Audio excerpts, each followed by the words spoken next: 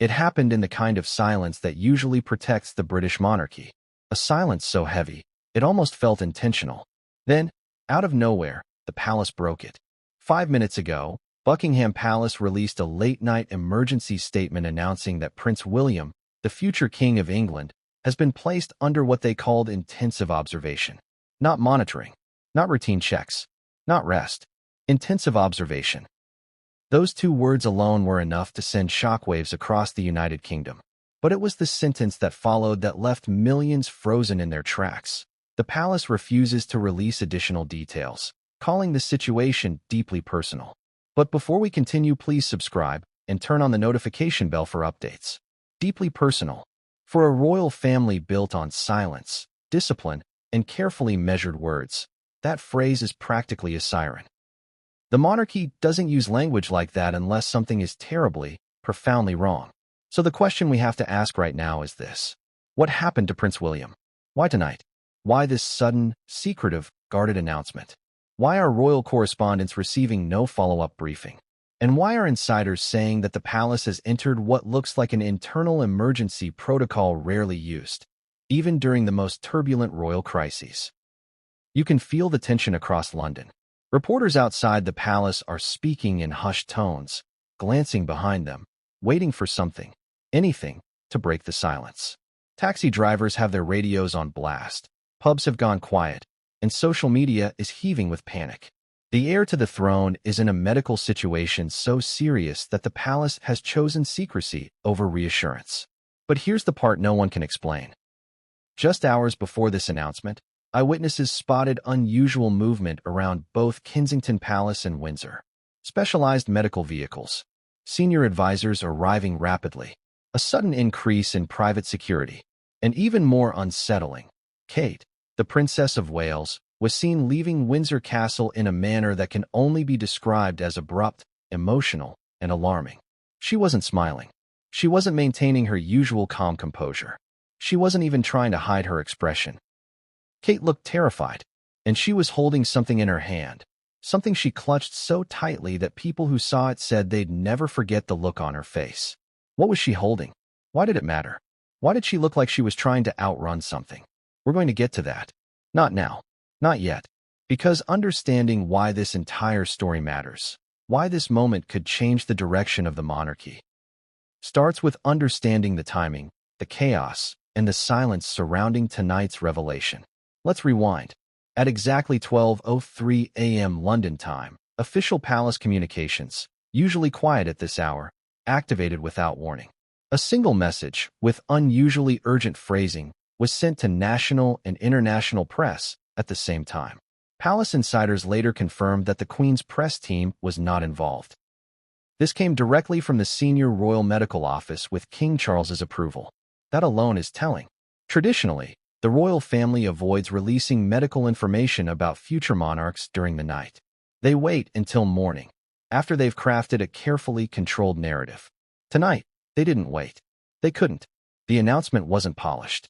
It wasn't softened. It wasn't rehearsed. It was immediate, sharp, and deeply concerning. Prince William is under intensive observation following a sudden health event. What health event? Why was it sudden?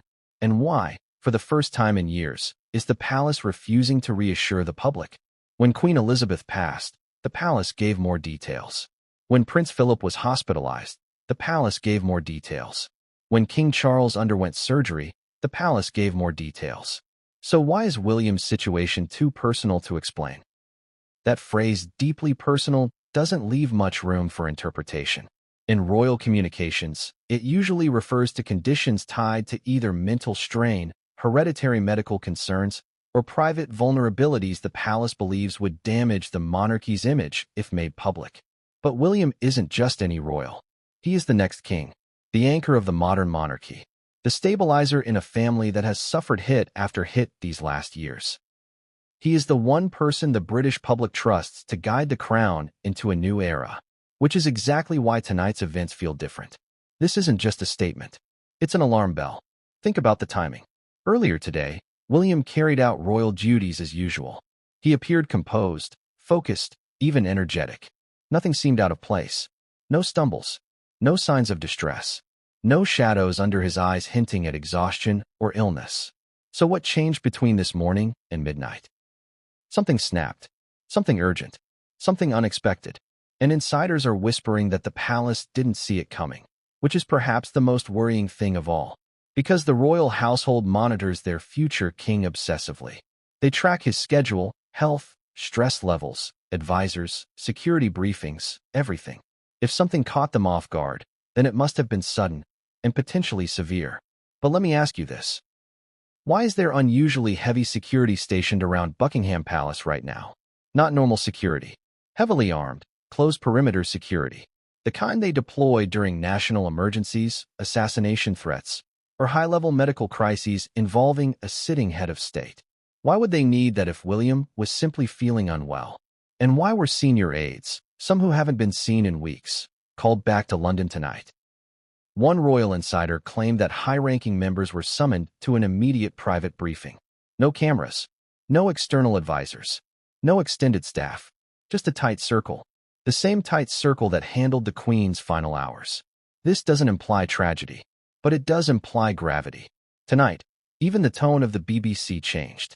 They're speaking slowly, carefully, using phrases like situation developing, details are limited, and the palace is not elaborating. When broadcasters speak like that, they're signaling to the public, we know more, but we cannot say it yet. Have you also noticed what didn't happen tonight? There was no footage of William being transported. No photo of him entering a medical facility. No confirmation of location. Nothing. Which raises a question the palace has not addressed. Where is Prince William right now? Not where he was earlier today. Not where he is expected to be tomorrow. Where is he at this moment? The palace's silence tells the public everything they need to know. They are protecting the heir. From what? From whom? Or from the truth? Keep in mind, William has been under immense pressure recently. Increased duties, global appearances, the weight of representing his father, and the emotional strain of managing a family already navigating its own private battles. He's handled it all with grace. But no one, not even a future king, is invincible. Yet the most startling part of this entire situation isn't the announcement itself. It's what happened just before it.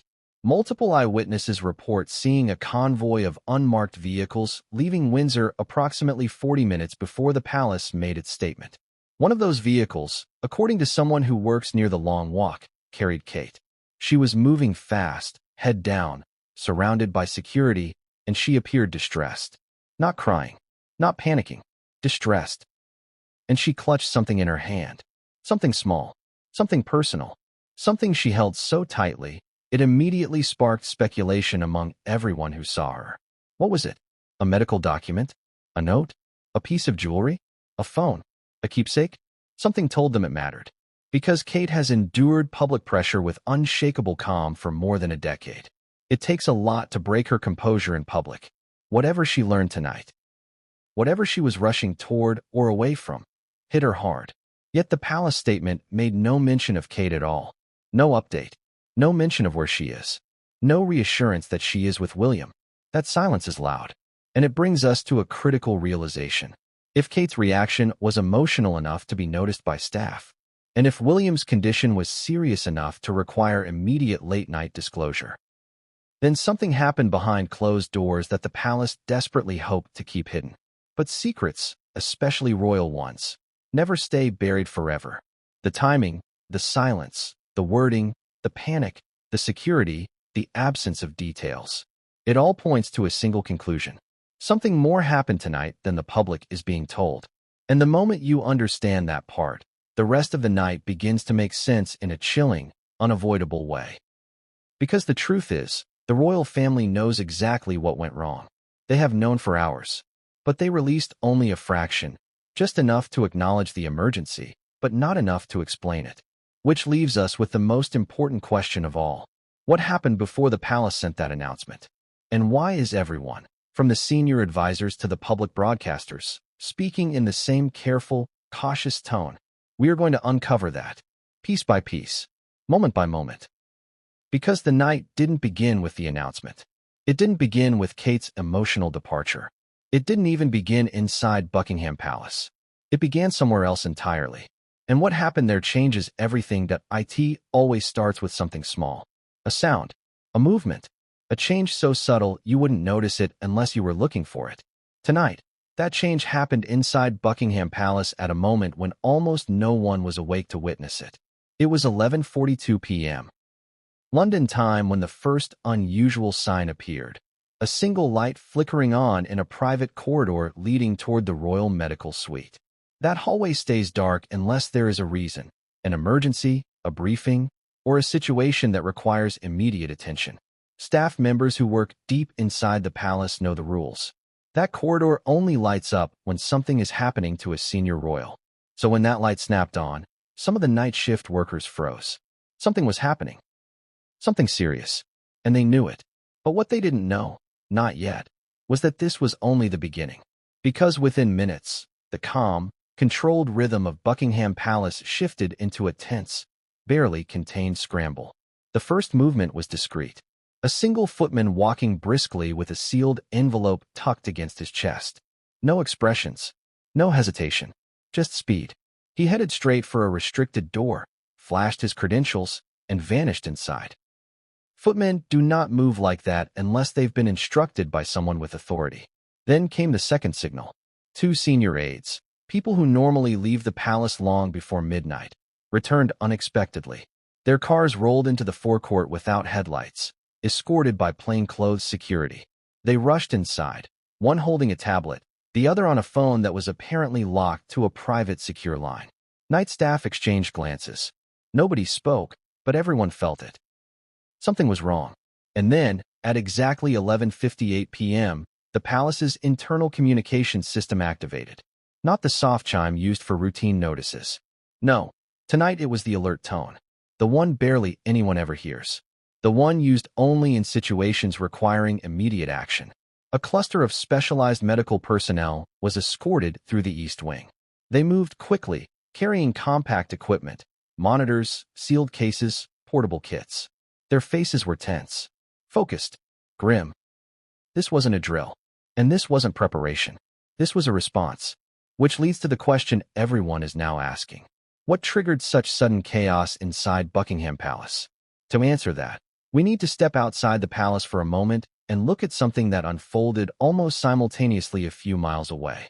Windsor Castle. Minutes before the emergency inside the palace, activity surged at Windsor. A security vehicle that had been parked all evening suddenly pulled forward. Two more vehicles joined it, forming a tight formation. And then, from the private entrance near the North Terrace, a figure emerged. Kate. She didn't pause. She didn't wave. She didn't check the cameras. She moved quickly, head down, flanked by security who looked more agitated than usual. She clutched something in her right hand. Something she held with clear urgency. Something small, but significant enough that she refused to let it go. Witnesses later said she looked pale. Eyes red. Breathing hard. Focused on a destination only she knew. So while chaos erupted at Buckingham Palace, Kate was being driven out of Windsor like someone who had just received news no spouse ever wants to hear. Which brings us back to the palace. Inside, the medical team had reached the royal suite. Aides cleared the hallway. Security shut down the nearby elevator, standard protocol to maintain privacy. Only a handful of approved personnel were allowed near the door. No one outside that circle knows what they saw when they entered. But considering what happened next, it must have been serious. At exactly 12:03 a.m., the palace press office, usually dormant at this hour, sent an emergency notification to national editors. Messages went out simultaneously to major networks, newspapers, and registered royal correspondents. It contained a statement that was far shorter, far colder, and far more alarming than anything the palace has released in years. Prince William has been placed under intensive observation following a sudden medical event. No further details will be shared. The situation is deeply personal. That's all it said. 28 words.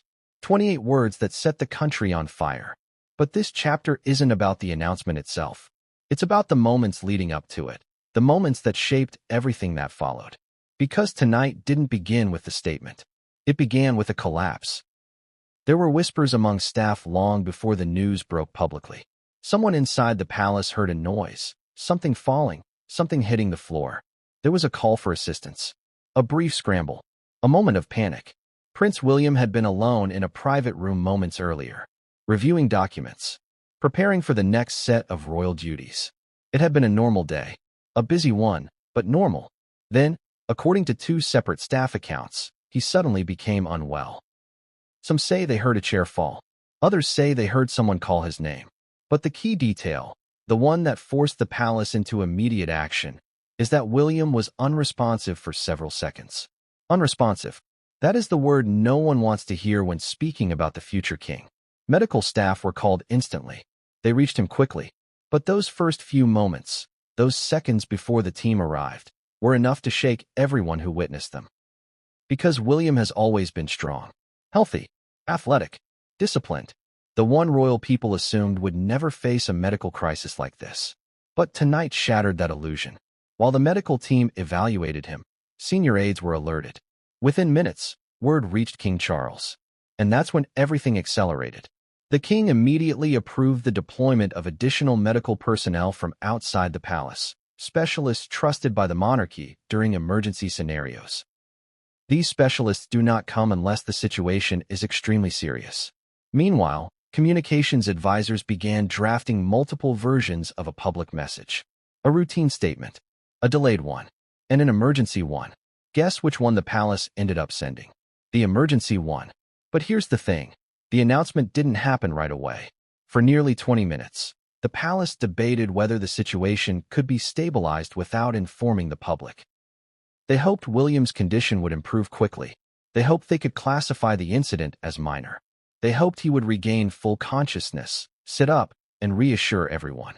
Instead, the specialists who arrived requested continuous monitoring. Intensive observation. Those two words sealed it. At the same moment, Kate's convoy was racing through the dark, heading toward a location kept hidden from the public. Was she going to William? Was she going somewhere else first? Was she bringing something to someone? We don't know. Not yet. But if eyewitness accounts are correct, she was not only distressed, she was afraid. And that fear wasn't just for William. It was for the implications. For the weight of what this could mean for the family, the monarchy, the children, the entire future of the crown. Back inside Buckingham Palace, the atmosphere had shifted from concern to urgency. Phones rang with encrypted alerts. Security tightened at every entrance. A few senior royals were notified through private channels. Someone contacted medical advisors who have previously worked with the monarchy's highest-ranking members. And then came the realization that forced their hand. If they didn't say something now, word would leak. Someone had already seen movement outside the palace. Someone had already posted about Kate's departure. Someone had already noticed the unusual vehicles. So the palace made a decision they did not want to make. They released a statement at night. The moment it went out, everything changed. Newsrooms awakened. Reporters ran to the palace gates. Networks rearranged their programming. Social media exploded with theories, fear, speculation, outrage. But the palace said nothing more. No follow-up briefing. No clarification. No reassurance. Just silence. Because something was happening behind those walls. Something they did not expect. Something they were not prepared for. Something that forced them to reevaluate William's condition in real time. If everything was fine, they would have said so. If William was stable, they would have said so. If there was no reason for concern, they would have said so. Instead, they said deeply personal. That phrase isn't used lightly. And that brings us to the moment when everything inside the palace reached a boiling point. At 12:19 a.m., senior medical staff exchanged glances that did not go unnoticed. A short phrase was spoken, something coded, something meant only for insiders. Minutes later, a private message was delivered to King Charles. And if the whispers are correct, the king's reaction said everything. But what he read, what the specialists told him, what forced him to consider the unimaginable, that part has not been revealed. Not yet. Because before the public gets those answers, something else has to be understood. Something that takes us deeper into the tension, deeper into the secrecy, and deeper into the fear gripping the palace tonight. And that is exactly where we are going next. Because what happened after William's collapse, what the medical specialists discovered, what Kate learned, what the palace is trying so hard not to say, none of that compares to the moment that came next. The moment that changed everything. And no one saw it coming. They didn't use the word emergency. They didn't use the word critical. They didn't even use the word stable. They chose something far more chilling. Intensive observation. But what does that actually mean? Most people hear that phrase and imagine a patient lying on a hospital bed surrounded by monitors, doctors whispering in a corner, needles in arms, and alarms beeping in the background. And yes, sometimes that's exactly what it looks like. But inside the walls of the British monarchy, it means something entirely different. It means the quietest kind of crisis. The kind that must be controlled, contained, hidden. The kind where the stakes are so high that even a single leaked detail could reshape the future of the crown. Before we get into what intensive observation means for Prince William specifically, we need to understand how rare this protocol is. In fact, most people, royal experts included, have never even heard of it. That's because it has only been used a handful of times. King George VI, Prince Philip, Queen Elizabeth II, and now, Prince William. Each time it was used, the situation was far more serious than the palace initially admitted. Yet, even then, internal documents show that the royal household avoided using this term unless they absolutely had to. It was always the last resort. So why now? Why William? Why tonight? Let's pull back the curtain. Inside Buckingham Palace, there are 3 levels of medical response for senior royals. Level 1, routine monitoring. This includes checkups, physical evaluations, follow-up testing, stress assessments. Basically, the ordinary medical care any public figure receives. Level 2, enhanced observation. This is what the palace uses when a royal is dealing with something more serious, like a minor surgery recovery, a fainting episode, dehydration, exhaustion, or an illness that requires short-term supervision. Level 3, intensive observation. This is the one almost never activated. It's the red alert. The protocol used only when something is potentially life-altering. Intensive observation is not about watching. It's about controlling the situation to prevent escalation. It requires a dedicated medical team on standby, continuous vital monitoring, immediate access to emergency equipment, rapid communication lines to senior royal advisors, security tightening around the patient's location, isolation from external noise, stress, and interference. Most importantly, intensive observation is triggered when medical staff believe the situation could change rapidly. Think about that for a moment. It means William's condition wasn't stable enough for reassurance. It wasn't predictable enough to call it temporary. It wasn't routine enough to downplay. It required real-time monitoring because his situation could shift quickly, unexpectedly, and dangerously. And yet, the palace still refused to elaborate. Which leaves a question hanging in the air like a storm cloud. What are they trying so hard not to say? Let's go deeper. According to royal medical contacts, if a future king experiences something sudden, something involving fainting, collapse, dizziness, or an unresponsive episode, protocol demands that a specialized team be deployed immediately. These specialists are trained in trauma, neurology, cardiac events, and acute stress-related episodes. Just hours before tonight's announcement, that exact type of team arrived at the palace. Not general practitioners, not routine doctors, specialists. And they arrived with equipment that is not typically used unless the patient is in a potentially volatile condition. Sealed medical cases, portable monitoring systems, emergency response kits. Then there's the secrecy. Normally, when a senior royal receives medical attention, a small group of staff is aware. But tonight, the circle was microscopic. Those allowed near the medical suite were handpicked, sworn to confidentiality, and escorted by security. Lower-level staff were instructed not to approach the area or ask questions. Windows were covered. Corridors were blocked. Elevators were disabled. Communication lines were restricted. That isn't normal. That isn't routine. That isn't a precaution. That is containment. Let's talk about the palace's behavior, because their actions speak louder than the 28 words they sent to the world. Look at the timeline. William collapses or becomes unresponsive.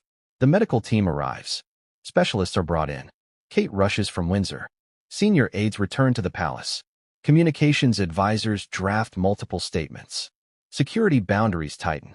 A late-night announcement is released. And then, nothing. Radio silence. Not even a generic, he is receiving the best care, which the palace uses for almost everyone else. Not even he is expected to make a full recovery, which they say even when they aren't sure. They said deeply personal. Now here's where things become even more unsettling. In royal history, the phrase deeply personal has only been used to describe undisclosed hereditary medical conditions, private neurological conditions, mental health emergencies, medical complications involving internal strain or emotional breakdown. So whatever happened to William tonight falls into one of those categories. But medical experts say something else. Intensive observation usually indicates the condition is active, not past tense. In other words, whatever happened wasn't just a moment. It's an ongoing situation. And that should terrify anyone who understands how the monarchy works. Let's dig even deeper into how royal medical professionals operate behind the scenes. When a royal is placed under intensive observation, they remain in close contact with two key medical figures: the royal physician, the senior consultant for emergency medicine. These individuals have decades of experience handling extraordinary medical cases involving political leaders, diplomats, and high-value national figures. Their job is to predict, before anyone else, how a condition might evolve. If they asked for intensive observation, it means they believe the situation could become more dangerous if not monitored constantly. Now let's talk about something even more revealing. Medical professionals say that two types of episodes most commonly trigger intensive observation: neurological events, cardiac episodes. Both can occur suddenly. Both can cause collapse, dizziness, or unresponsiveness. Both can temporarily impair cognitive function. And both require immediate and continuous monitoring. Could stress trigger this? Absolutely. Could exhaustion trigger this? Yes. Could underlying conditions, previously unknown to the public, trigger this? Very likely.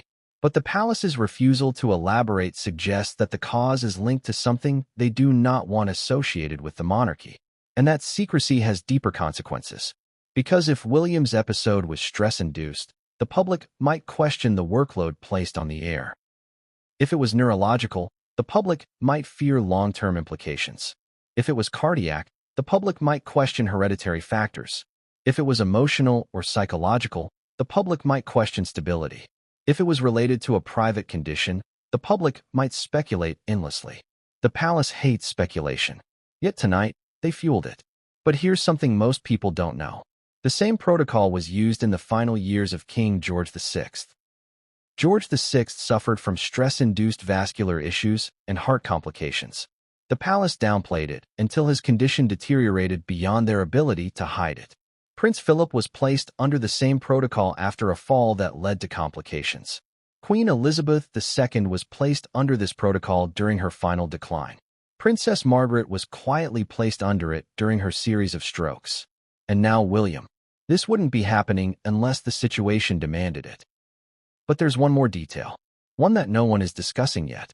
When a future king is placed under intensive observation, the palace must begin reviewing succession contingencies. They do this quietly, discreetly, behind the scenes. If William's condition worsens, stabilizes, or becomes unpredictable, the monarchy must prepare for every possible scenario, both short-term and long-term. That means tonight's crisis didn't just affect William. It affected the entire royal family. And if we follow the trail of events, something becomes clear. The palace didn't just react to a sudden medical emergency. They reacted to a situation with implications far beyond one night. But here's the part that no one anticipated. The part that insiders whispered about after the announcement went out. The part that made this crisis feel different from the others. Something happened during William's evaluation. A discovery, a detail, a moment that forced the specialists to pause. Just for a second, before deciding the next steps. And that pause was noticed. It was the reason Kate was rushed out of Windsor so quickly.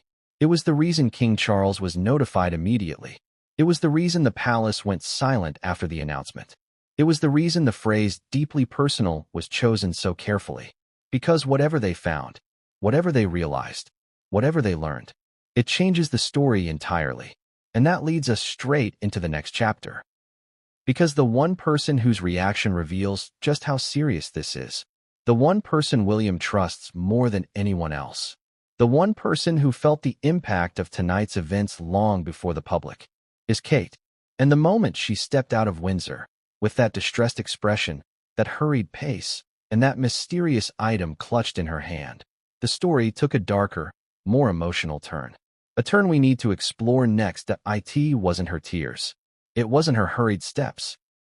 It wasn't even the speed at which her convoy pulled away from Windsor Castle. It was what she was holding. That tiny object clutched so tightly in her right hand. That was the moment the world realized something was deeply, painfully wrong. But let's rewind to the beginning of the moment that shattered the royal calm. Shortly after 11:30 p.m., Windsor Castle was quiet, serene, almost frozen in its nightly stillness. Guards were stationed at their posts, lights were dimmed across the royal apartments, and the castle grounds were empty, as they always are at this hour. Then came a vibration, a phone, a signal, a message. No one outside the royal household knows who sent it or how long the message was. But what we do know is this. Within 45 seconds of receiving it, Kate stepped out of her private quarters, without her coat, without her usual poise, without her usual smile. She moved with urgency.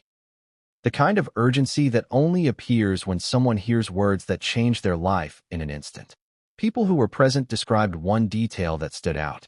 She didn't even bother closing the door behind her. Kate Middleton, Princess of Wales, the most composed woman in the monarchy, the one known for her grace under pressure, left her door wide open as she rushed down the corridor. Royal staff noticed immediately. They had never seen her like this. Her eyes were red, not from crying, but from shock. Her breathing was fast. Her posture was tense, almost trembling. She wasn't panicking, but she was clearly shaken, so much so that one staff member stepped forward to assist her, only to be motioned back by security. Kate didn't want anyone near her. She wanted to get somewhere, fast, and that's when she grabbed it. That small object, that personal item she refused to let go of. A witness who saw her said she held it the way someone clings to the last piece of certainty in their life. Knees weak, heart pounding, hands shaking. Kate held it as though it carried meaning, memory, emotion, possibly fear. She clutched it with her fingers curled so tightly that her knuckles went white. If you're wondering what it was, if you're wondering why it mattered, you're not alone. Royal experts have been arguing all night about what Kate was holding. Some claim it was a handwritten note. Some claim it was a bracelet William gifted her during their early years. Some claim it was a small folded photograph. Some claim it was a medical document. But one detail was confirmed by multiple accounts. Whatever it was, Kate recognized it instantly. And whatever it symbolized, she needed it now more than ever. Because she wasn't rushing to a routine meeting. She wasn't rushing to handle a minor issue. She was rushing to her husband, her future, her anchor, the father of her 3 children. She was rushing toward the man the world had just learned was under intensive observation, and rushing away from the place where everything had just been normal. 10 minutes before the call came. Let's talk about her expression. Kate didn't look distraught. She didn't look devastated, but she looked haunted. The kind of expression people have when they hear something so sudden, so shocking, so impossible that their mind struggles to process it. You've seen Kate at her strongest, after royal scandals, during public scrutiny, during health crises, during unrelenting pressure. She always keeps her composure. She always smiles. She always reassures. Tonight, no smile, no composure, no reassurance, just urgency. Her eyes were wide. Her jaw was tense. Her breath was uneven. Someone tried to hand her a jacket as she passed by. She didn't take it. She didn't even see it. Her focus was locked on the path ahead. Her security detail followed closely. They weren't guiding her. They were keeping up with her. She moved like a woman who was running out of time. When she reached the private exit, her convoy was already waiting. Engines running.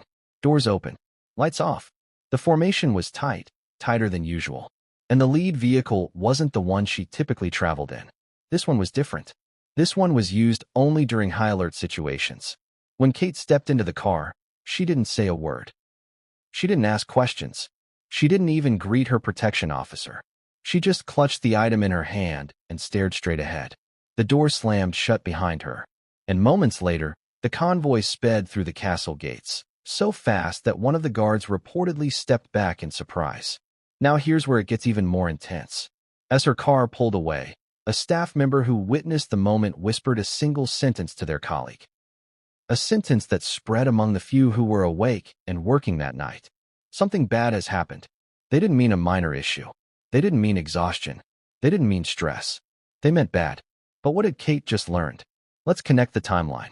Between 11:15 p.m. and 11:40 p.m., Prince William experienced a sudden medical event strong enough to trigger the palace's emergency medical protocol. He became unresponsive. Even if only for moments, that was enough to terrify staff and summon the specialists. The palace knows that whenever a future king becomes unresponsive, even briefly, it must be treated as a crisis. The royal family cannot risk uncertainty. Not with the heir, not with the crown.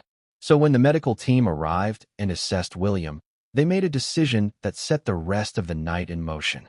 They recommended intensive observation, a term reserved only for situations with unpredictable outcomes. They would have immediately contacted senior royal advisors, and those advisors would have immediately contacted Kate. But here's where the story deepens. The message Kate received wasn't generic. It wasn't vague. It wasn't soft. The palace doesn't soften the truth for immediate family in emergencies. The message would have told her the severity of what happened. It would have told her William's condition. It would have told her whether he was conscious. It would have told her what the medical team was doing. It would have told her what to prepare herself for.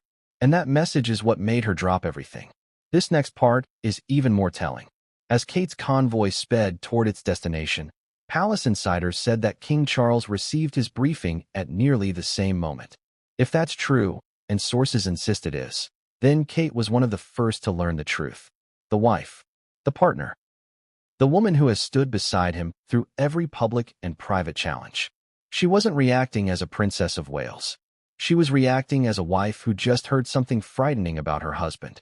That explains her haste. It explains her expression. It explains why she held onto that object with such ferocity. Now let's talk about the item she clutched. Why did so many people fixate on it? Why does it matter? Because Kate isn't careless with what she holds. Everything she carries, bags, folders, accessories, personal items, is always intentional, symbolic, or necessary. Tonight, she wasn't holding something decorative. She wasn't holding something she planned to bring. She was holding something she grabbed instinctively the moment she got the call. Something meaningful, something emotional, something personal. Whatever it was, she needed it with her. She wasn't letting it go. And here's the detail that makes the moment even more eerie. When her convoy left Windsor, Kate was alone in the back seat. No assistants, no staff, no one to comfort her, no one to speak to. Just her thoughts, and that object. Royal watchers said it reminded them of the night Princess Diana left Kensington Palace for the last time. Moving quickly, gripping something small, emotional, and deeply symbolic. Now, I'm not comparing situations, but I am highlighting the emotional resonance. Tonight was different. Tonight felt heavy. Tonight felt shaken. And that emotional weight carried over when Kate reached her destination. What was that destination? Where did she go? Why wasn't she at the palace earlier? Those answers lead us into the heart of tonight's crisis. Into the corridors behind closed doors. Into the conversations no one was supposed to hear. Because shortly after Kate arrived, she made a call. A call that triggered an entirely new wave of activity inside Buckingham Palace. A call that staff described as urgent. A call that even senior advisors didn't expect. A call that deepened the sense of panic already coursing through the royal household. A call that changed everything. But what was said during that call? Who answered it? And why did it lead to the sudden shift that insiders are still whispering about? That is where Chapter 4 begins. And trust me, what happened behind those doors was even more shocking than what happened in front of the cameras. There is a reason Buckingham Palace feels like a maze. Long corridors, hidden doors, rooms within rooms. Places only a handful of people have ever seen. But the most guarded areas aren't the ones with the jewels or the archives. They're the rooms where conversations happen. The rooms where decisions are made. The rooms where royal secrets are born and buried. Tonight, those rooms were full. Not with noise. Not with panic. Not with chaos. But with silence. Because silence in a royal crisis speaks louder than shouting ever could. And what insiders heard behind those doors, what little of it filtered out into the hallways, was enough to make seasoned palace staff pause, look at each other, and realize. This was not a typical royal emergency. This was something far worse. Let's go back to the moment Kate arrived. Her convoy pulled up just after midnight. She moved quickly through a private entrance and was escorted directly into the restricted medical suite. Only a small number of advisors were allowed near her. Those who saw her said she looked shaken, pale, and intensely focused. What happened next happened fast. Kate disappeared into the room where William was being monitored. Minutes passed. 10 minutes. 15. 20. Security tightened outside. Aides stood in a rigid line. Phones were confiscated. The palace's private communication system went into secure mode. And then came the strangest detail of the night. When Kate finally emerged, she wasn't calmer. She was more distressed. One witness said she looked like she had just heard the worst possible version of something she hoped wasn't true. Another said her hands were trembling. Someone else said she wasn't crying, but she looked like she had been holding back tears. But the biggest clue about what happened behind that door came from the next thing she did. Kate stepped aside, pulled out her phone, a phone she rarely uses personally, and made a single call. One call, to one person, at one of the most critical moments in recent royal history. We don't know who she called, but we do know what happened immediately after. Inside the palace, in one of the strategy rooms, senior advisors were gathered for a closed-door briefing. This was supposed to be routine, a temporary update, a simple rundown of William's condition. Instead, the moment the door shut, the room froze. What was said during that meeting was not supposed to travel outside those walls. Ever. But royal households are like living organisms. Nothing stays contained forever. Tiny pieces of information slip through cracks, through whispers, through glances. They float from one mind to another until someone who wasn't supposed to hear, eventually hears. And what staff overheard tonight was chilling. It began with a single sentence spoken by one of the royal medical consultants. A sentence that made the advisors in the room go silent. He did not just collapse. There was a neurological response. Those are not words anyone expects to hear about the future King of England. But the unknowns didn't end there. The consultant continued, lowering his voice, speaking with deliberate caution, as though every word could alter the monarchy's direction. We need to determine whether this episode was triggered internally or externally. Until then, he remains under strict observation. Internally or externally. Think about that phrasing. Internal triggers are things like stress, exhaustion, hereditary issues, neurological conditions, cardiac events. External triggers? That opens the door to something else entirely. Exposure, environment, contamination, even poisoning. Now, no one said the word poisoning, but the phrase externally triggered was enough to make people in the room exchange looks of concern. Another insider described it like this. You could feel the fear thick in the room. Nobody dared speak. Nobody dared interrupt. They were listening to something they knew they were not prepared to handle. And then an advisor asked the question that sent a shiver down every spine in the room. What are the implications if this happens again? The silence that followed was suffocating. And then, slowly, carefully, the consultant replied, if it happens again, it could affect cognitive function. We cannot predict how he would respond under pressure. That is why we must keep this contained. Contained. That word echoed. Contained. Contained from what? Contained from whom? Contained for how long? At this moment, one of the communications officers reportedly pressed both palms against their forehead and whispered, "This cannot get out. Not now. Not like this."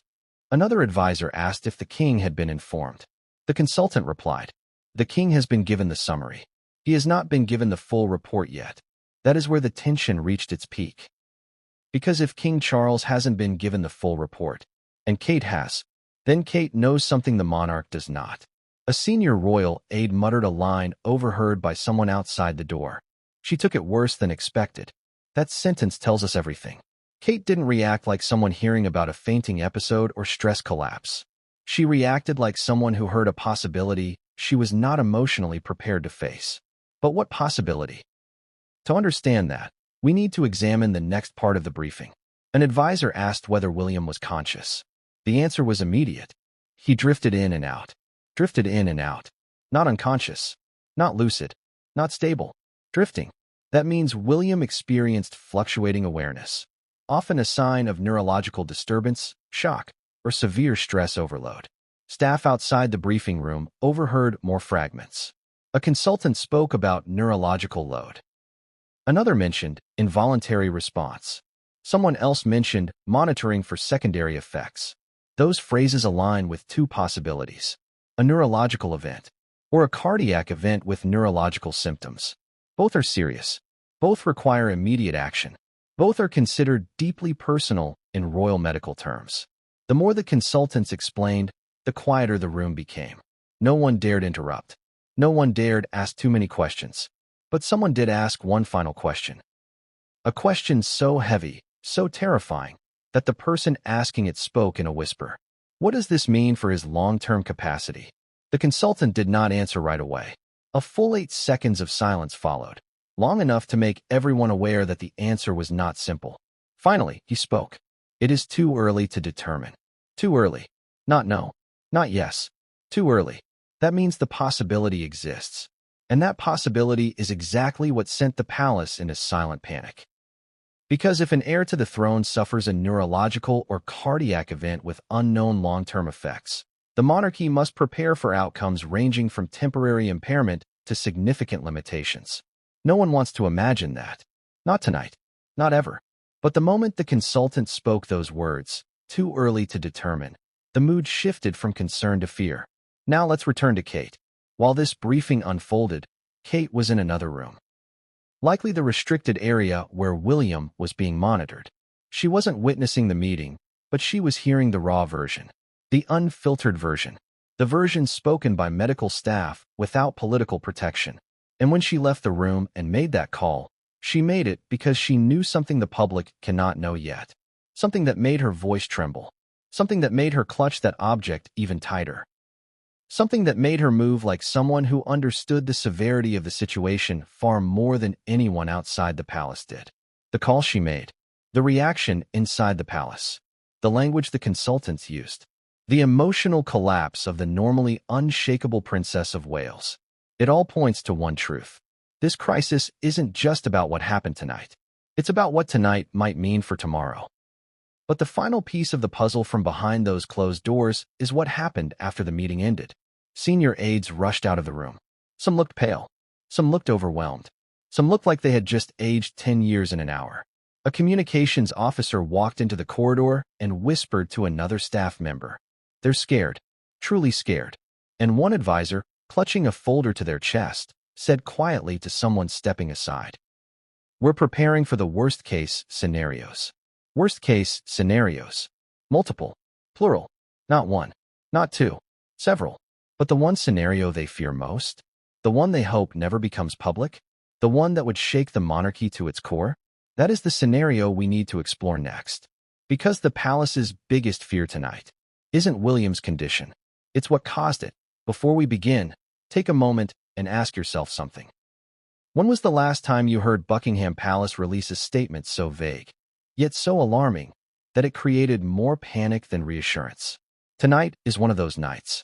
And the biggest question, one that not even the most seasoned royal commentators can answer with certainty, is this. What exactly happened to Prince William?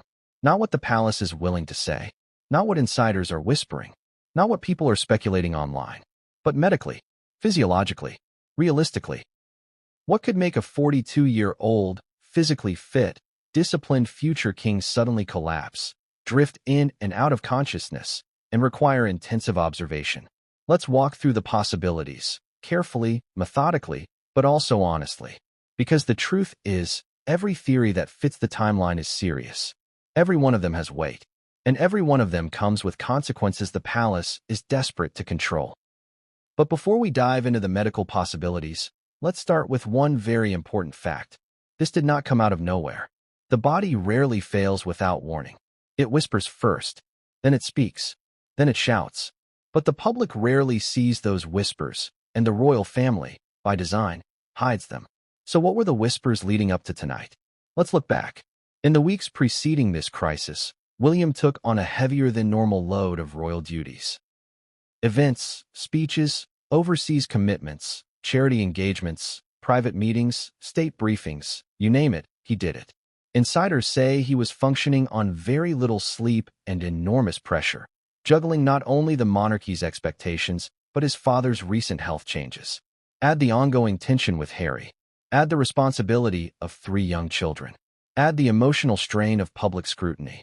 Add the weight of being the stabilizing force of the monarchy. Pressure builds. Stress accumulates. And even the strongest bodies can buckle. But stress alone does not cause what happened tonight. Not this level. Not this rapidly. Not this severely. So what did? Let's break down the most plausible medical theories being discussed quietly in royal-adjacent circles. None of them confirmed, but all of them consistent with the palace's silence, Kate's distress, and the medical team's actions. Theory 1. A cardiac event. This is the theory that insiders fear the most. Not because it's the most likely, but because it's the most dangerous. Cardiac events in otherwise healthy adults often strike suddenly. No warning. No symptoms.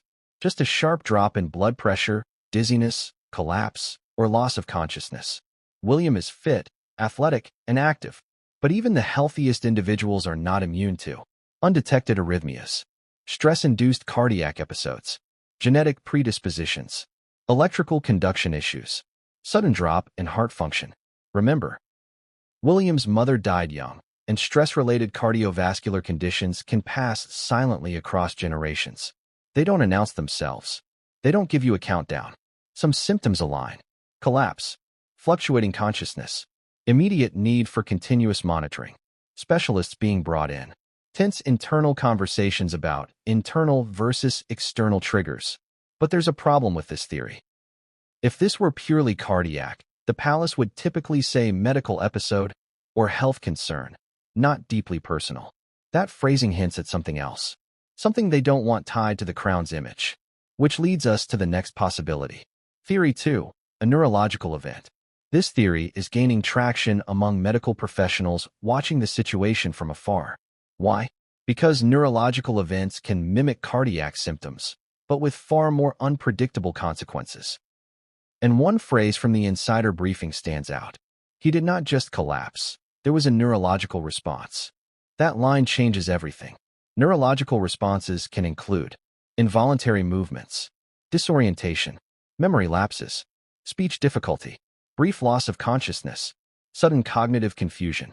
And if someone drifts in and out, as William reportedly did, neurological causes jump to the top of the list. This could include a transient ischemic attack, mini-stroke, a neurological shock response, a vasovagal event with atypical symptoms, a seizure-like episode, neurological inflammation triggered by stress. But the most concerning possibility? A stress-triggered neurological collapse. Imagine the body trapped between exhaustion and adrenaline, unable to reconcile the demands placed upon it. The mind overloaded, the nervous system misfiring, the body responding in ways it can't control. And if that is the case, then Kate's reaction suddenly makes heartbreaking sense. A neurological event is unpredictable, unexplained, potentially recurring, and often deeply personal, which is exactly why the palace would avoid specifics. Theory 3, exhaustion-induced collapse. This may sound mild compared to the others, but exhaustion can be catastrophic when pushed beyond its limits. Consider William's life over the past few months. Endless engagements, responsibilities that grow daily, pressure compounded by his father's health, global scrutiny, private family tensions, 3 young children at home, a spouse under stress herself. Exhaustion isn't being tired. It's the body shutting down, refusing to continue, forcing the brain to collapse into a protective state. When a person reaches that level, they can faint, lose awareness, experience neurological confusion, or suffer temporary disorientation. If the collapse was exhaustion-induced, this could explain Kate's panic, the palace's refusal to give details, intensive monitoring, fear of recurrence, why medical consultants discussed long-term implications.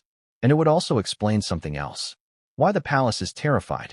Because if the future king collapses from exhaustion, publicly, dramatically, unexpectedly, the monarchy looks unstable.